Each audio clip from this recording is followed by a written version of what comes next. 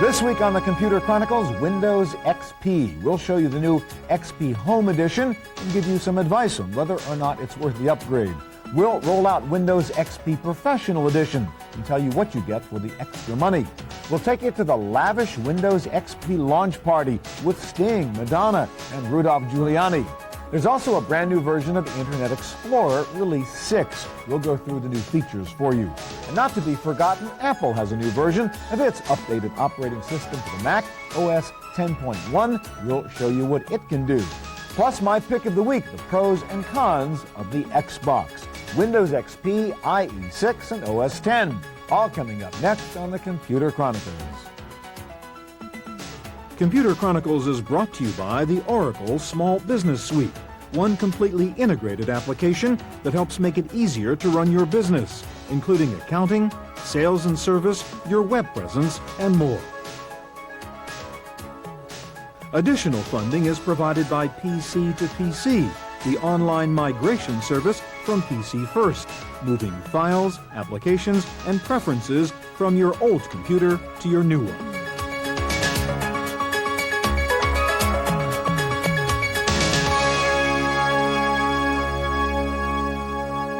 Hi, and welcome to the Computer Chronicles. I'm Stuart Chaffee. Well, Microsoft is at it again with yet another new release of its Windows operating system in two versions, Windows XP Home and Windows XP Professional.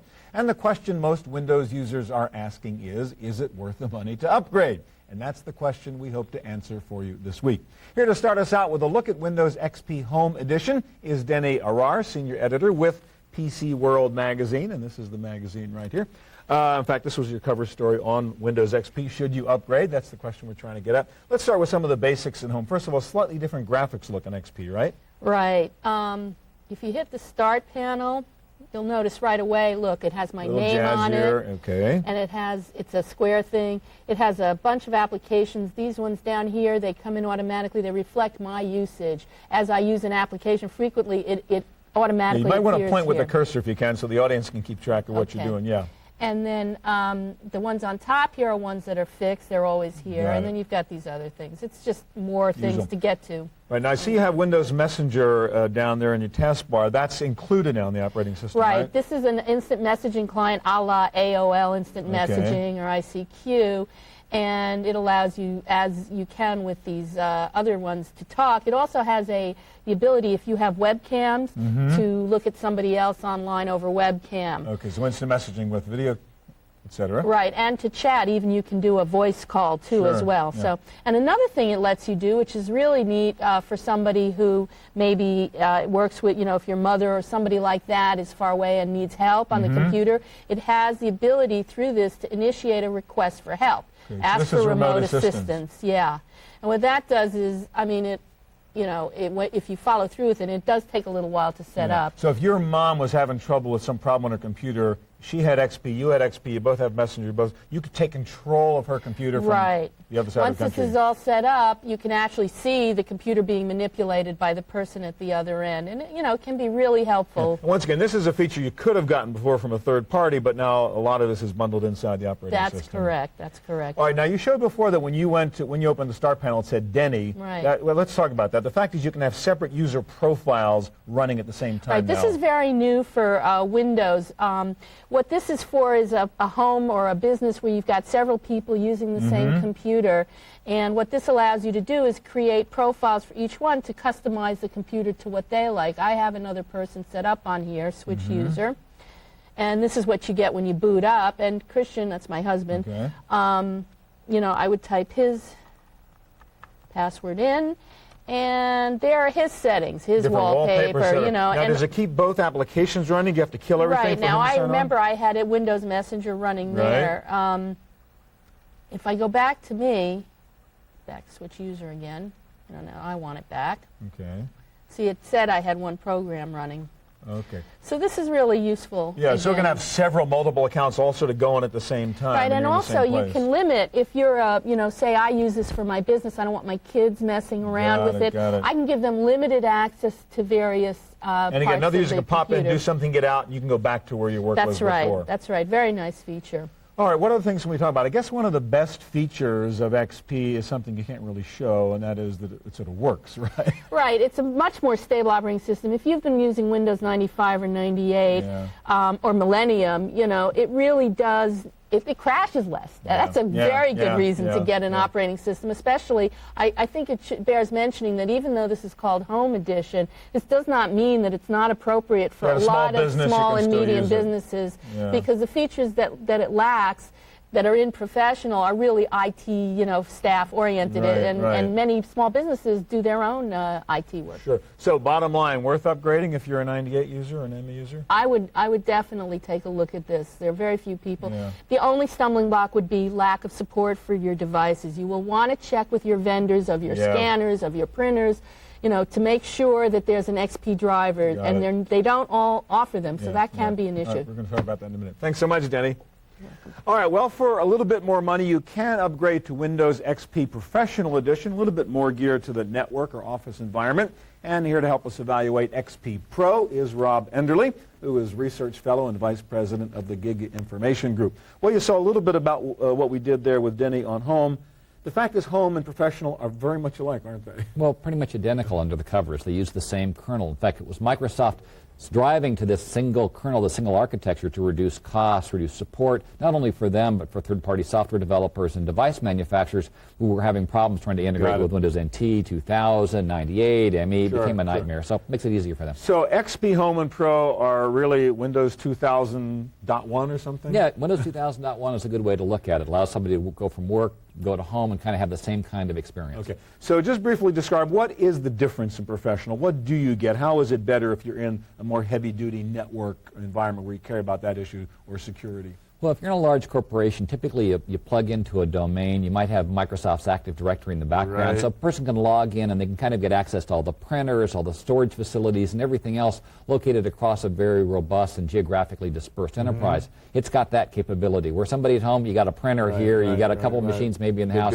You don't need all that stuff, and you really don't want to have to administer thousands of machines anyway. All right, let's talk about some of the features which might be more of interest to the professional user, even though a lot of these are also in home. One is the transfer wizard, which makes it easier to migrate from one machine to another, which again was an old third-party idea, but now is in the operating system. Yeah, folks like Altiris and Miramar did products in the space, but we looked at customers last year, and for instance, the number one reason that most of them were not buying new machines was because it was costing them to move to them, and users were saying, wait a minute, it's working, leave me alone. So what this does is it provides an easy way for you to pull all the stuff from a user from their old machine and then go ahead and put it onto a new machine. For instance, on this menu, you just identify whether this is the new or old machine, the machine that's getting the stuff or giving the stuff. It creates a big file. You transfer it to the new machine.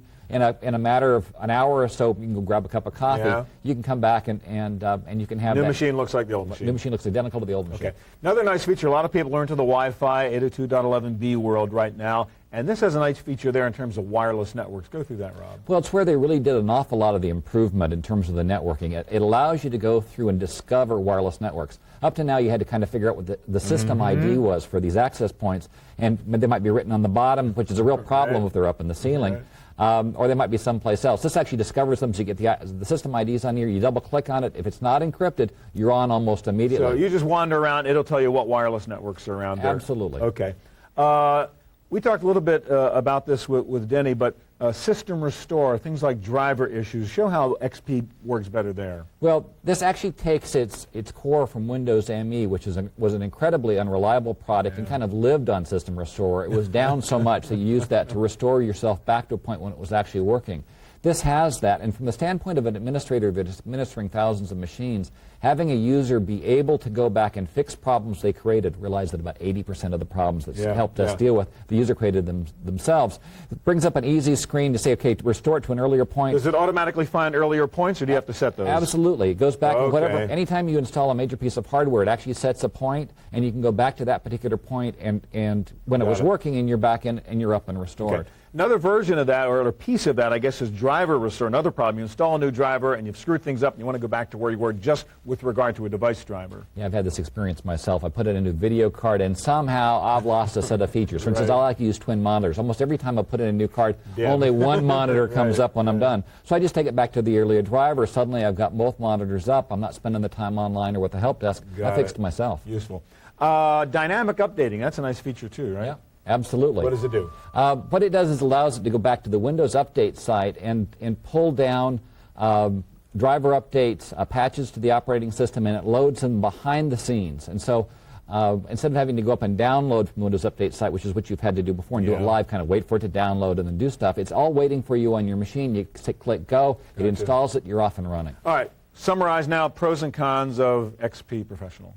Well, the big pros are it's much better on a network. It's a 0.1 product. Corporations like 0.1 products instead of a 0.0 product.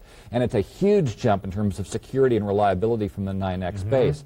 Disadvantages are they could still have gone farther with regard to network discovery. A lot of folks, I mean, we talked about the wireless stuff, but realize a lot of folks are going from the corporation, they're going home. They've got to change network settings and the rest of it. It is not seamless at all. Some might be dynamic, some might be fixed IP addresses. Still a very big mess. So it's one of the improvements they clearly could make. All right, bottom line question again, is it worth the upgrade?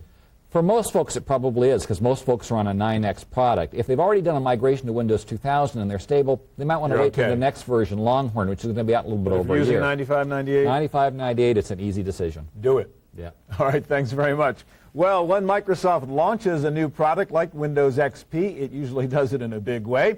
This time they featured Madonna, Sting, New York Mayor Rudolph Giuliani, and of course Bill Gates. This is a milestone for PC users. People spend a lot of time in front of their PCs. We have over 400 million users who sit down and use Windows every single day. Gates chose New York for the U.S. launch of Windows XP, but that was just one part of a simultaneous worldwide launch, including major events in Seattle, London, England, Sao Paulo, Brazil, Cape Town, South Africa, and Sydney, Australia. But the New York launch was clearly the center of the XP universe. Mayor Rudolph Giuliani took part in the official launch, thanking Bill Gates for bringing the event to the Big Apple. I wish you the very best of luck with it, and I thank you and all of the other business leaders that are here for this launch of this new product, which really couldn't come at a better time for the city of New York. Thank you, Bill. Thank you. And Microsoft customers in New York were rewarded with autographed copies of XP. And Gates and Company visited a Manhattan Comp USA as part of the day-long launch celebration. Fun to see people here tonight. And just to make sure everyone paid attention to the Windows XP launch, Microsoft got Madonna to provide the music for the new XP TV commercial.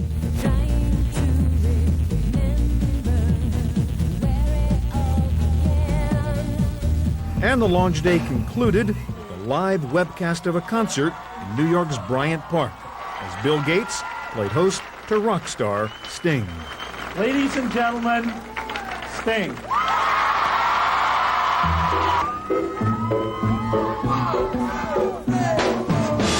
I don't drink coffee, I drink my beer. I like my toast on one side.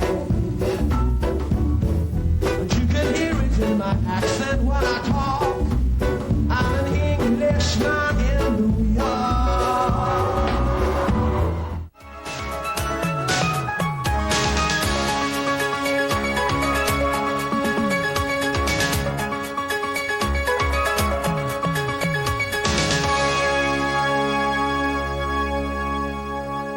Well, Microsoft has not only upgraded its operating system with the launch of Windows XP, it has also come out with a new upgrade to its web browser, Internet Explorer version 6. And here to tell us about the changes in IE is Mike Elgin, former editor of Windows Magazine, now editorial director for Interex. Mike, let's talk about some of the things that are new in IE. A lot of people don't even know that there's a 6 out there with lots of different things in it. And then one of the things you like is this picture resizer or whatever. Explain what that does. Well, what this is, you're looking at here at a picture of standard JPEG in the browser window, and it looks pretty normal. Now, you'll notice if I reduce the size of this picture, the picture reduces as well automatically. It's called picture resizing. Right. It's a very nice feature. And in fact, when I click on this picture, I get a button down here that when I click on it, it gives me the real size of this picture, Which is is a humongo picture. It's huge. Now, this is what the old version of Internet Explorer would show you. Right, exactly. Click again, and then click on the button, and I'm down here. So that's a really nice feature. Okay. Okay, what else can we talk about? There's the media bar, which is kind of a cool way to interface with media stuff. That's right, and this is probably the biggest new feature in Internet Explorer 6. Now, by clicking on this button, you can toggle between media bar and no media bar, and what this allows you to do is listen to music. So everything's watch still going videos. over here on your browser and whatever That's site right. you're working on. You can go anywhere you want, and there's a universal sort of CD player down here, and you can listen to music and watch movies and so on. Pretty neat feature. All right, media bar. Now, another thing that's nice, sort of relates to that picture resizer in a way, is the ability to print selectively through a better print preview. That's right. One of the big demands from some earlier versions was the ability to print preview, and of course they put that into a previous version of Internet Explorer. Now they've really done something great. Now, I've got a page here with frames. I'm going to click on Print Preview, and you'll notice an option in the Print Preview button here that lets me look at the page as it looks in real life. A lot of times you don't want to print the page as it looks. That's right, because oftentimes they're advertising and so on. So I'm going to select one of the options, which is all frames individually, and then I'll reduce the size here, and I can see each of the frames individually and print them individually. Ah, cool. Okay. Yeah, that's a nice feature. All right, so now another thing, let's talk about related links, which is a nice thing that's built into IE6.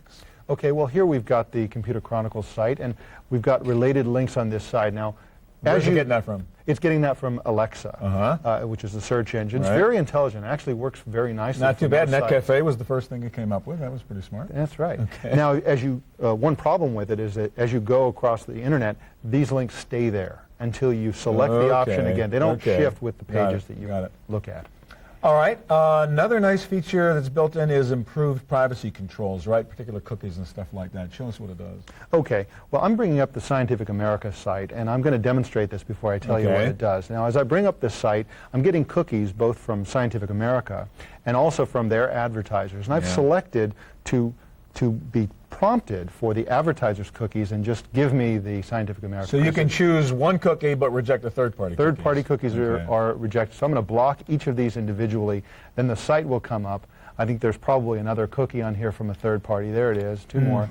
And now I've got the site, no cookies other than the one from Scientific America. Because the problem is a lot of advertisers, you don't know who those are going to be. Exactly. And another great feature related to that, if I may, is down here you'll notice a little icon. A little lower right-hand corner we're looking at That's right. It's a privacy report. Now I'm going to double-click on that, and I get this, and I'll double-click on one of these, and I get all the information that Internet Explorer knows about what's been going on under the hood about. Tells you what it did to protect your privacy, because a lot of advertisers will drop a cookie even if you tell them not to. Yeah. All right, so a couple of nice features here. I think we covered just a few of them, but some of the key ones. It's kind of an easy decision on an upgrade, isn't it? Absolutely. It's free. It's free of charge. If you're already using an old version of Internet Explorer, this is better. Yeah. And if you're using XP or XP Pro, you've already got this. Built in. So go in there and find some of these new features. Final question. There's still a lot of Netscape fans out there. And in fact, Netscape has been ahead of the curve a little bit with some of these features. How would you compare the new Netscape versus IE6? Generally speaking, I think IE6 is a little ahead. I've always been a big fan of having both. It doesn't do any harm to you. But if you're a Netscape fan, stick with Netscape. This doesn't push it far enough ahead for you to lose that preference. Right. Thanks so much, Mike. All right, well, there is another platform out there which many people love, including our director and producer, by the way. It's called the Macintosh. And Apple has recently released the latest version of its new operating system for the Mac, OS 10.1. Here to show us its new features is Ken Bereskin of Apple. How you doing, Ken? Doing great, Stuart. And there's some lovely stuff inside OS 10 here. So let's start out basically with the user interface, which I guess you guys call Aqua, right? Absolutely. You know, after a very simple 15 or 20-minute upgrade, you can transform your Mac, and the first thing you see is the Aqua UI. Let's take a look at a couple simple things. I'll just open up an image. And one of the goals with Aqua is to just be as clean and as simple as possible. So here I have a window. You notice we're not using a lot of pixels to separate the window. We're really instead using a beautifully cast drop shadow that gives it depth and dimension. Got it. If you resize the image, then the scroll bars appear so that you can manipulate the image, but if you don't need it, they all disappear. Okay. Now, Aqua... Go ahead. Yeah, Aqua also uses transparency a lot. For example, if I pull down a menu, You can see through it. you can actually see the content of That's your great. document coming through. All the text is really finely anti-aliased to give you a very sharp, very readable UI as well. Nice. All right, so let's talk about the dock at the bottom and what you're doing there. Sure. So the dock is an important fixture of the Aqua user interface. It's the place that people go to access their most frequently used applications and documents and folders. So it's just one click to open up any of these applications. But it also has another great feature. If I click on our little minimize control featured in any window, it will minimize directly with a cute down little onto the 3D dock. effect there at the same A beautiful little animation that we call the Genie effect. And of course, all you need to do is click, and it zooms back up. We have a slow-mo, so we can show If you you're really into this stuff. exactly how the algorithm works. and really gives a great association. Now, obviously, one of the cool things about the Mac and about OS X is its ability to handle digital applications. So let's take a look at some of those. iTunes is a hot one, obviously, and just show us a little bit how you do that in OS X. Oh, absolutely. People have a huge music collection and digital camcorders and digital cameras, and the Mac really is the center of that digital hub. An application like iTunes is really simple for managing and organizing your entire MP3 collection. So here's all my CDs that I've ripped into the MP3 format. You can scan through artists, different albums, and you can play it obviously directly on your Mac. Now you have your iPod here, so let's show everybody the iPod. I do. Turn it on, hold it up so we can all see it. And just using the FireWire connection that's built right in, you can connect it up to your Mac, and out of your Mac in less into than the 10 iPod. minutes, 1,000 songs from your music collection downloaded automatically onto your iMac, so you have 1,000 songs in your pocket. All right, show us real briefly iMovie, because obviously another really cool thing you can do in OS X. Of course, if you've got a digital camcorder, iMovie makes it really simple to grab the images, download into the computer, break them into clips, organize them into different segments, and we'll just play a resulting output. So here's a very simple kids shot with simple transitions, and this is perfect DV quality. You're not losing any resolution. So dump your DV camcorder into the Mac and go. So when you're finished, you can just output it back to the DV camera or VHS, or if you have a Mac with a super drive, you can actually write that out to a DVD and make it work on any consumer DVD player. Let's talk about digital photography. You got your digital camera. I think you have a Kodak or something over here. Got a mid-range Kodak consumer digital camera, and all I need to do is turn this on, and Mac OS X is going to detect it automatically. We have drivers for all the popular USB cameras. The image capture application starts up. There's a number of options, but most people just choose to download the images automatically. And we're now transferring over fast USB from the camera into my Mac. And it's building rich preview icons so that you can actually see your images before you open them. And it will open up the folder in the Finder, show you all those images automatically. And we've built in some great things as well. So you can like wallpaper these things or whatever? You can make it your desktop. And we also have a really great screensaver that's going to take all of these images out of your pictures folder and build this really beautiful presentation. It's using Hollywood effects. All right, only a little bit of time left, and I know there's so much to cover. First of all, the digital stuff is cool. A lot of people just want to work. And there is Office for the Mac. And just show us briefly what that looks like. Sure. Microsoft recently introduced Office version 10. They've really taken full maximum power of Mac OS X. Let me just open up a spreadsheet using Excel here. And you'll notice that the same graphic cues and tunes from the Aqua user interface are there. But it's been tweaked for the Mac OS? It certainly has. For example, if I edit a cell, you notice how the cell literally pops out of the screen. If I take a look at pie charts, beautiful use of graphics so that it's very finely anti-aliased, great quality. And if I go into a 3D chart, one of the challenges with 3D series charts is that one series can block the other. So let's just bring up our fill effects here. Use that transparency feature you showed and we're going to before? take advantage of that exact same transparency. We'll just set it to about 25 or 30%. Press OK, and now you can see the entire chart. All right, real quick, we're almost out of time. Show me the iBook and one cool thing you can do on the iBook. Absolutely. We take a lot of pride in the fact that we design the entire thing for consumers, from the hardware to the operating system, a number of the key applications. And you can really see that on something like an iBook. So or open it up, and you notice that I open it up, and within go to a work. second, it's instant on. That's The great. user interface is there. Your wireless networking is all configured, and you're ready to go. Ken, thanks so much. It's my pleasure, Stuart. All right, that's our look at the new generation of operating system software, but don't go away. I'll be back in just a moment with my pick of the week, Microsoft's new hardware product, the Xbox.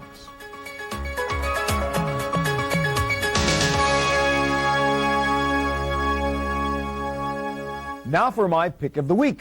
So far, we've seen what's new from Microsoft in software, but these days Microsoft is also a hardware company, and its new baby is the Xbox, a powerful computer disguised as a game console. As a dedicated gaming platform, the early reviews from gamers are mixed at best. But remember, you can only judge a game console by the games, and I think in the rush to get the Xbox out before Christmas, probably not enough attention was paid to developing the new games that would really make it shine. So the Xbox is not immediately apparently superior to the PS2 or the GameCube, but it has the potential to be. Just look at the specs. A 733 megahertz Pentium 3, a 250 megahertz custom graphics chip, 64 megs of RAM, an 8 gig hard drive for saving games. Plus, it comes with a 10100 Ethernet port, and it can handle 256 separate audio channels with full 6-channel 3D audio in Dolby Digital. This is a pretty hefty computer. The first slate of games for the Xbox are cool. They look and sound great. Probably not enough to justify switching platforms, at least not yet. Now, one nice feature I do like about the Xbox actually is the newly designed game controller. It has a real solid feel to it, and it gives you lots of options for how to configure it. Now, the future of the Xbox clearly seems to be as a high-power broadband terminal. Online games, an MSN bundle, and Windows Messenger are no doubt somewhere in the pipeline, along with an optional keyboard. One of the coolest things, by the way, about the Xbox, given its fantastic sound capabilities, is a built-in audio CD player, which lets you dump CD tracks onto the hard drive and then build your own playlist, which you can then substitute as the music track for most games. The Xbox is selling for $299, but for some odd reason, you have to buy an extra add-on kit to enable it to play DVD movies, even though the game discs themselves are in DVD format. Well, that's it for this week's Computer Chronicles. If you need more information on anything you saw on this week's program, please check out our website at computerchronicles.org. Hope to see you here again next week.